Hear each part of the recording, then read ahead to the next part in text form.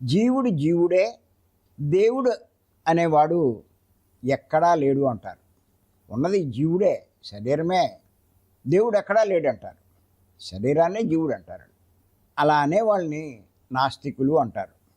ఇంకా కొంతమంది ఏమంటారంటే జీవుడు జీవుడే, దేవుడు అనేవాడు ఇంకెవరో ఎక్కడో ఉంటాడు, ఎక్కడో పైలోకాల్లో ఉంటాడు అనేటువంటి వాళ్ళని మూర్ఖ ఆస్తికులు అంటారు.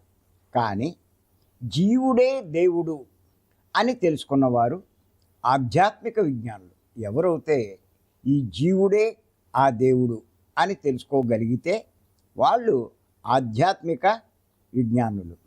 చివరికి పూర్ణ సత్యం ఏమిటంటే నేనే అంతా అది అన్నది తెలుసుకుంటారు. ఇక్కడ ఒక్కసారి మీరు అర్థం చేసుకుంటే ఇది ఎంత లోతుగా విశ్లేషించి ఆలోచిస్తే ఈ సత్యాన్ని మనం తెలుసుకోగలం. ఊరికే రెండు మాటలు అనడానికి బాగానే ఉంటుంది, కానీ దాన్ని అర్థం చేసుకోవడం అంటే చాలా కష్టం.